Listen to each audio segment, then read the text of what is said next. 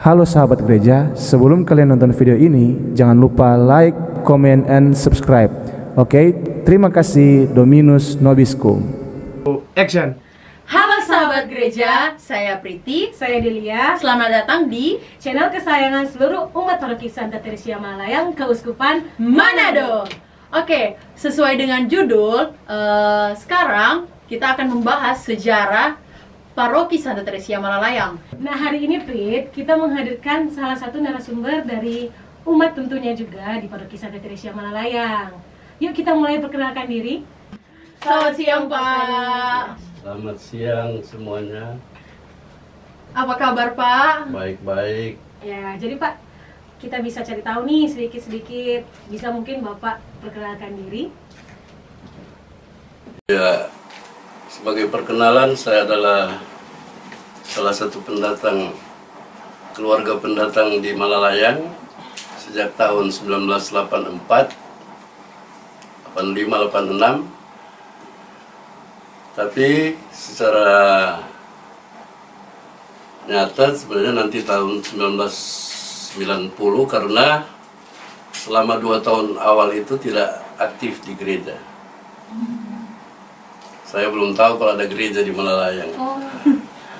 Jadi sebenarnya mulainya tinggal di Malalayang pada tahun 90. Kemudian saya sudah berkeluarga, 2 anak, semuanya sudah kawin dan sekarang bertugas di Universitas Negeri Manado. Awal-awal parokis saya terlibat dalam persiapan pendirian paroki dan hingga saat ini masih eksis sampai sekarang. Itu mungkin awalnya. Sekedar perkenalan juga, Pak Sadis ini adalah salah satu penasehat di Paroki Santa Teresia Malayang ya, Prit ya? Iya, Ya kan ya Pak ya? Ya, mungkin sudah kadaluarsa karena sudah 11 tahun penasehat. Wow. Kita mulai aja ya Prit ya pertanyaannya. Iya, pertanyaan yang pertama, awal mula berdirinya paroki ini, Paroki Santa Teresia Malalayang, Pak. Jadi awal mulanya berdiri paroki itu tidak terlepas dari sejarah sebelumnya. Keberadaan paroki Santa Teresia Malalayang itu ibarat awalnya itu sebagaikan satu biji sesawi yang secara manusia tidak bisa diprediksi kalau bisa jadi paroki. Karena selama puluhan tahun, sejak tahun 1960 itu di paroki ini hanya ada satu keluarga, yaitu keluarga Pohayo Besing yang adalah purnawirawan tentara, kemudian pensiun kembali ke kampung halaman yaitu di Malalayang. Waktu di Malalayang mereka satu-satunya keluarga Katolik yang waktu itu belum ada paroki Santo Yosef, belum ada paroki Karombasan. Hanya ada paroki katedral dan paroki Ignatius. Sehingga keluarga ini kalau mau ke gereja pada hari Minggu harus ke katedral waktu itu. Lumayan juga ya Pak, mungkin. Dan mungkin lewat laut karena jalan waktu itu masih rusak. Belum ada jembatan di bahu ya. sehingga harus melalui laut mungkin. Tapi lewat laut itu kontak dengan umat di katedral, ada sebagian keluarga di katedral yang ikut sehingga bermukim di Kampung Baru, 1-2 keluarga. Kampung Baru itu di mana ya Pak ya? Kampung Baru di Malalayang, Oke. yang dekat pantai, dekat masjid di pantai. Ada lorong ke Kampung Baru, dan dari satu keluarga itu umat, sebagai umat paroki katedral, mereka sebagai keluarga yang militan, sehingga kalaupun mereka tidak masuk gereja pada hari Minggu, mereka ya di rumah saja. Dan pada saat itu ada kunjungan-kunjungan weekend dari Frater di Pineleng, sehingga mulai ada satu inisiatif untuk berbakti, beribadah kepada Tuhan. Minimal pada bulan Rosario atau bulan Maria mereka melakukan ibadat Rosario atau doa Rosario. Salah seorang frater waktu itu adalah uskup kita emeritus Monsinyur Yosef Suwatan yang selalu rajin datang berkunjung ke keluarga Pohayo Besing pada tahun 1960-an sampai 1970-an. Jadi keluarga inilah yang menjadi biji sesawi sehingga paroki kita sekarang menjadi besar. Waktu itu ya wilayah masih masuk wilayah Minahasa. Jalan masih seperti jalan berbatu-batu. Kabupaten itu ya. Jembatan belum ada masuk Kabupaten Minahasa. Tapi pada tahun 1970 itu ada rumah sakit Kusta. Iya. Dan sekarang mungkin rumah sakit Rumah sakit Kusta, bukan rumah sakit Kusta. Sekarang di lokasinya itu di Akademi Keperawatan. Sedangkan di hadapannya adalah rumah sakit Prof. Kando. Iya. Jadi pada tahun 1970 itu sudah mulai ada kurang lebih 10 kepala keluarga yang datang ke Malalayang. Apa sebab ada 10 keluarga, kurang lebih 10 keluarga, karena waktu itu rumah sakitnya ada perawatnya yang Katolik, Dokter Tumbelaka adalah direktur rumah sakit yang adalah Katolik, dan anaknya itu Pak Weli Tumbelaka menjadi guru Jumat pertama, anak dari Dokter Tumbelaka. Kemudian karena sudah ada 10 kakak, ada sekian anak yang perlu sekolah. Jadi pada saat sebelumnya hanya tumongkor di rumah keluarga Pohayo Besing, yang waktu itu masih dianggap di kebun, karena Malalayang waktu itu baru sampai di kurang lebih Jalan Mugandi, belum sampai sekarang seperti sekarang. Jadi seperti mereka tinggal di kebun tapi di pinggir jalan. Untungnya juga mereka salah satu keluarga yang tinggal paling dekat dengan lokasi rumah sakit Kusta, sehingga tenaga-tenaga medis yang ada di rumah sakit ini yang Katolik ya mulai bergabung dengan keluarga ini, sehingga diperkirakan kurang lebih 10 kakak, ada sekian anak, sehingga dibutuhkan ya tidak lagi tumongkor di rumah keluarga Pohayo Besing, tapi perlu satu lokasi khusus untuk menjadi sekolah, dan perlu ada gereja walaupun hanya darurat. Sehingga keluarga Pohayo Besing menghibahkan sebagian dari kompleks persekolahan Santa Teresia Malalayang sekarang, kurang lebih setengah dari kintal itu dihibahkan ke gereja. Pada saat hibah sudah ada, 10 keluarga ini mulai membangun gereja darurat. Gereja darurat hanya 6 kali 10 lah, dinding pitate, tapi tidak lagi tumongkor di rumah keluarga Pohayo Besing. Gereja darurat ini oleh anak-anak di umat yang ada waktu itu berinisiatif untuk membuka sekolah dan minta bantuan pada SD Katolik SEA, sehingga ada guru-guru dari SEA yang bergilir datang ke seminggu pulang diganti guru yang lain datang ke Malalayang, yaitu misalnya almarhum Guru Tielung, almarhum Guru Panto. Mereka yang adalah guru SD Katolik SEA yang datang membuka kelas di Malalayang, karena waktu itu sudah ada bangunan darurat untuk sekolah yang bisa dibagi-bagi jadi 1 sampai 4 kelas. Waktu itu sudah ada paroki Santo Yosef, sehingga karena di Malalayang sudah ada gereja, maka boleh dikatakan dibentuk satu komunitas umat yang tapi waktu itu belum stasi, masih komunitas umat. Waktu dulu juga belum ada wilayah rohani, hanya ada di wilayah misalnya wilayah Sario, wilayah Bahu, mungkin dulu disebut wilayah Malalayang. Jadi belum stasi, belum wilayah rohani, dan oleh umat yang kurang lebih 10 kakak itu, mereka minta pelayanan pastor seminggu sekali. Dan kalau ada ibadat sabda, sudah mulai ada ibadat sabda umat yang dipimpin oleh guru Jumat yang pertama, yaitu Bapak almarhum Weli Tumbelaka. Kemudian pada tahun 1980, jadi kurang lebih selama 10 tahun, 70-an, masuk pada tahun 80-an, itulah era baru perkembangan di Malalayang. Jalan Trans Sulawesi dibuka, kemudian perumahan-perumahan dibangun, tanah-tanah dibuat kafling, dan ada katakanlah transmigrasi dari paroki-paroki lain untuk masuk ke Malalayang. Salah satu perumahan yang paling pertama itu perumahan di PDK dan perumahan Dolok.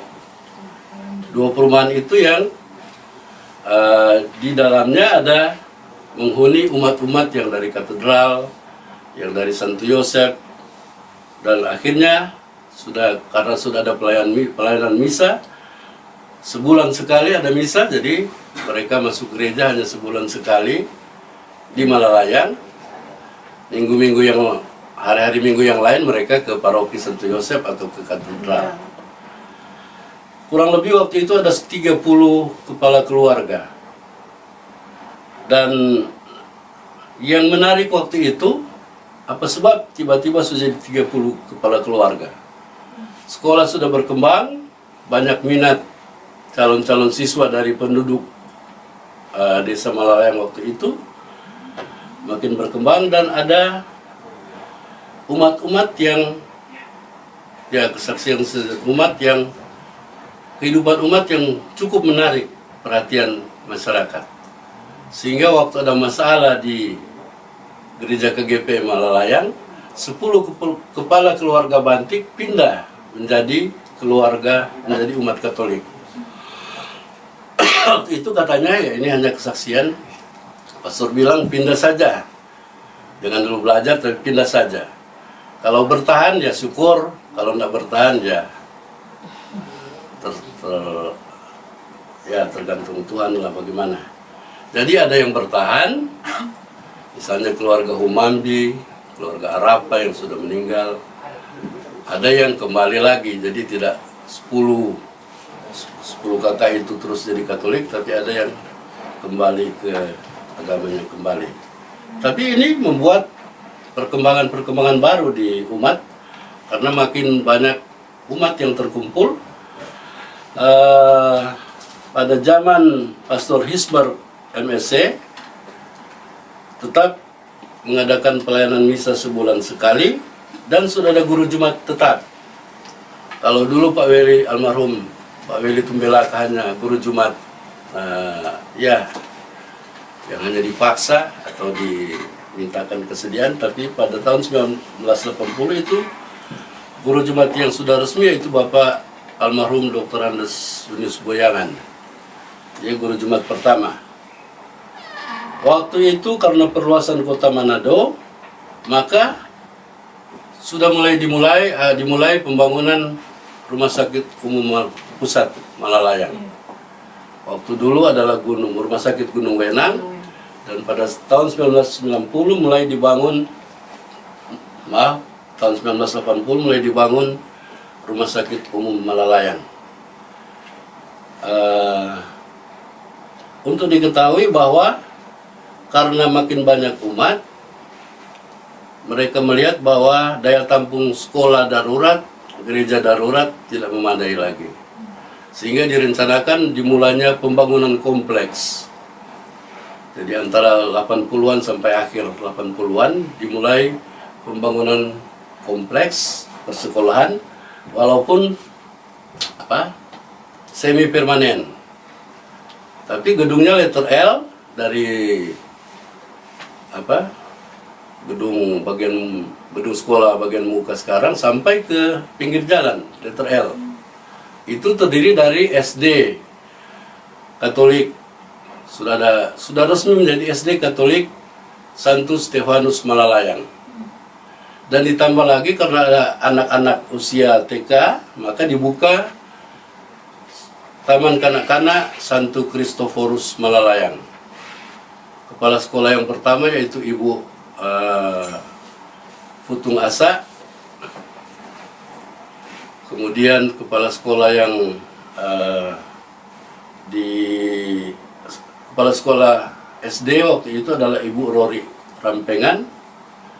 Bantuan pembangunan dari pemerintah, Waktu itu gencar-gencar dibangun sekolah dan minta bantuan pemerintah untuk pembangunan sekolah, walaupun hanya semi permanen. Bukan hanya sekolah, tapi waktu itu juga ada pengadaan rumah dinas guru, RDG. Karena ada rumah dinas guru, ada 4 unit,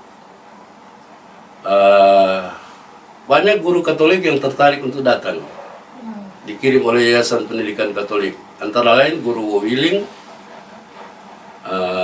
adik dari Otto Wowiling, kemudian Ibu Nelwan, datang juga Pak Gosal dan keluarga, Ibu Talemba, Ibu Nelwan sudah tadi kan. Jadi semuanya dengan keluarga dan anak-anak. Jadi menambah lagi jumlah kakak yang ada di Malalayang. Karena mereka perumahannya ada. Bahkan ada guru yang sudah beli kapling, mereka langsung buat rumah sendiri. Misalnya Pak Alex Purwakan almarhum, guru juga tapi dia tidak tinggal di rumah dinas, tapi dibuat tempat sendiri. Yang mungkin menarik juga waktu itu yaitu sesudah sekolah selesai, jadi kira-kira pertengahan tahun 80-an mendekati 90-an mulai dibangun gereja permanen, gereja Santa Teresia Malalayang, yang permanen bukan semi permanen. Jadi gereja darurat itu diganti dengan gereja permanen yang sekarang menjadi aula. Itu gereja pertama yang resmi sebagai gereja Katolik Santa Teresia Malalayang. Ketua pembangunannya adalah Bapak Elek Rumansi, dan waktu itu guru Jumatnya adalah almarhum Dr. Andes Alex Runtu. Mereka lah yang tetap mendesak pastor untuk tetap melaksanakan pelayanan misa setiap hari Minggu. Bukan setiap hari Minggu, tapi baru sebulan sekali. Waktu itu Pastor Hisber. Itu tahun 80. Tahun 90, karena bilang tadi ada pembukaan pemukiman baru, maka 30 kakak ini sudah mulai mendekati 50, bahkan sudah 60 mungkin waktu itu tahun 90, 60 kakak kepala keluarga. Tahun 90 itu mulai ada istilah, sudah keluar buku kuning dari Keuskupan mengenai Dewan Pastoral Paroki dan Wilayah Rohani, maka sudah ada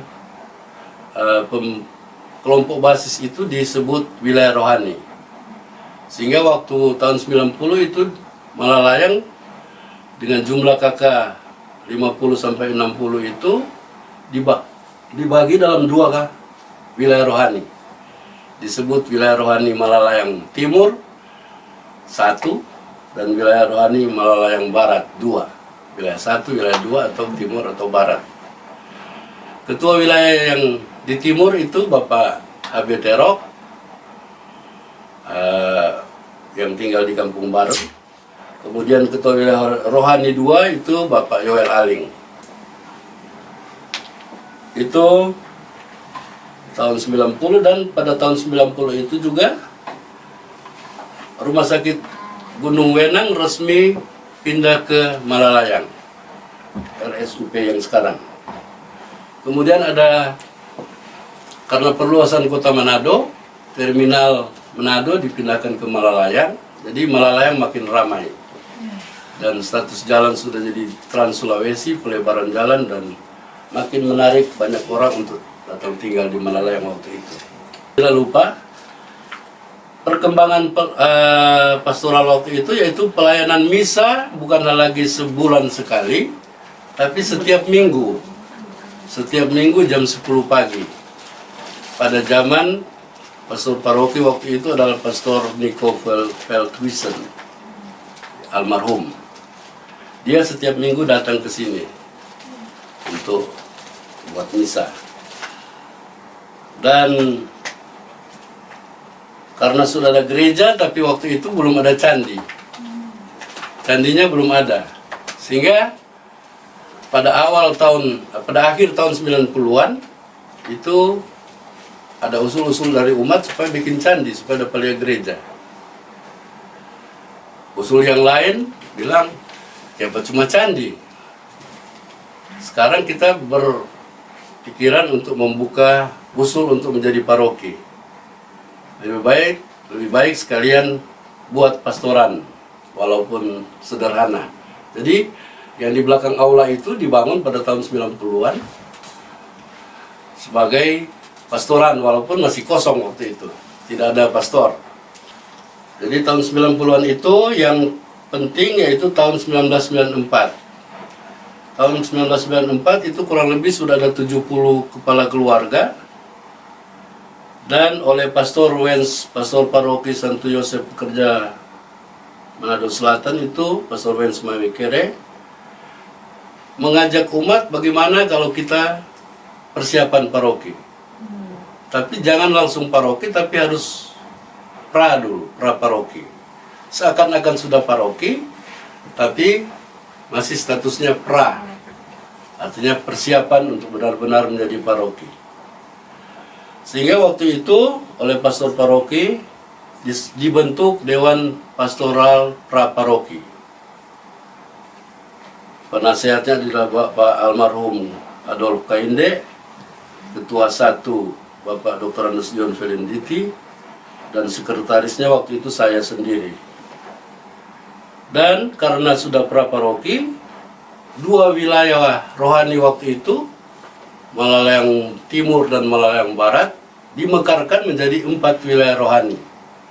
4 wilayah rohani ini mengambil nama dari 4 pengarang Injil: Matius, Markus, Lukas, dan Yohanes. Yang menggagas sampai ada pemikiran, wah kita ini udah siap nih jadi paroki, kenapa nggak langsung bikin paroki aja gitu. Jadi yang paling militan waktu itu almarhum Adolf Kainde. Dia adalah penggerak umat waktu itu. Apakah mungkin jumlah umat yang mengajak seluruh tokoh umat untuk berembuk, mari torang bikin torang prestasi ini jadi paroki. Karena melihat perkembangan yang ada, jadi bukan hanya asal-asal, tapi tren kita waktu itu setiap tahun kurang lebih ketambahan 10-20 KK. Karena ada pemukiman baru kan, dan terbukanya jalan Trans Sulawesi dan pemukiman di Malalayang. Jadi makin banyak orang datang, sehingga tren ini kita baca untuk antisipasi. Kalau tidak dikembangkan menjadi paroki, maka kita akan terlambat. Jadi waktu itu setelah berembuk, waktu itu masih praparoki, jadi tidak mau berlama-lama menjadi praparoki, langsung menghadap uskup, Monsinyur kita sudah siap untuk menjadi paroki. Pertanyaan pertama dari Monsinyur adalah, kamu sudah siap kasih makan pastor? Sudah mampu kasih makan pastor? Ini tandanya bahwa itu dana kesejahteraan imam itu tanggung jawab umat. Jadi jangan bilang, oh paroki sudah banyak doi jadi ambil jadi doi derma. Enggak. Itu tanggung jawab umat, memberi makan pelayan gereja. Itu di Alkitab ada. Jadi pertanyaan pertama Monsinyur, sudah bisa kasih makan pastor? Oh bisa. Dalam hati waktu itu BBR cuma seperni. Pertanyaan kedua itu, memangnya sudah berapa kakak di Malalayang? Waktu sebelum ke uskup, kita sudah hitung-hitung 70-an waktu itu. Tapi punya harapan minggu depan tambah 10 setelah. Karena perkembangan umat waktu itu cepat. Hampir tiap minggu tambah 10, tambah 10, tambah 5. Jadi walaupun bilang realnya 70, tapi waktu uskup tanya kita katakan 100 kakak. Jadi waktu itu ada ketentuan. Waktu itu bahasanya 90-100 kakak, antara 90 sampai 100. Jadi badus tasadiki. Jadi memang ada ketentuan ya Pak, berapa? Iya, sudah ditanya ke sekretaris uskup. Waktu itu kalau menjadi paroki berapa kira-kira? Ya 100 lah. Minimal 100. Minimal 100 belum sampai. Itu yang Jadi pada tahun 2002 pada masa Pastor Paroki Pastor Ferry Runtuh PR, ada pembaruan Dewan Pastoral Paroki yang baru. Jadi sudah ada yang pertama, dan sekitar tahun 2003 ada pembaruan DPP. Waktu itu Bapak Dr. Andes John Ferenditi menjadi penasehat, saya sendiri jadi ketua 1, dan Bapak Dr. Andes John Irot ketua 2. Sekretaris waktu itu Ibu Francine Tempono. Dan dimulai pembangunan gedung sekolah tahap kedua, yaitu di bagian belakang dari yang sudah selesai di tahap 1. Kemudian pada akhir tahun 2003 itu ada peresmian gedung gereja baru, dan karena sudah ada gedung gereja yang baru, maka gedung gereja yang lama didesakralisasi. Ada ibadah singkat dan ada oleh pastor paroki didesakralisasi untuk digunakan sebagai aula. Dan karena sudah menjadi aula, maka Pastor Ferry mengadakan renovasi gedung gereja lama menjadi aula untuk dimanfaatkan oleh umat paroki. Pada saat itu juga ada peralihan SMA Santo Ignatius di Tikala. Waktu itu sudah kekurangan murid dan diperkirakan di Malalayang diharapkan akan berkembang, sehingga dialihkan ke Paroki Santa Teresia Malalayang. Dan nama SMA Santo Ignatius sampai sekarang belum dapat dirubah karena ada prosesnya. Waktu itu kepala sekolah yang pertama yaitu Bapak Dr. Andes Rumayar dari Tomohon diminta bantuan untuk datang sebagai kepala sekolah SMA yang pertama. Dan Ibu Rampengan kepala sekolah TK, kepala sekolah SD Bapak Max Were, dan kepala sekolah SMP Bapak Paulus Witak. Itu yang terjadi di masa Pastor Ferry dan Pastor Yoce Palit. Tahun 2007 ada pergantian pastor, yaitu Pastor Ferry diganti oleh Pastor Marcel Lintong PR bersama pastor rekan yaitu Pastor Fred Stawaloyan PR. Dan juga diadakan pembaruan Dewan Pastoral Paroki. Ketua bidang 1 Bapak Ronald Ngala, bidang 2 bukan Bapak tapi Ibu Selvi Mandei, bidang 3 Bapak Rudi Susilo, sekretaris Bapak Heri Puhayo.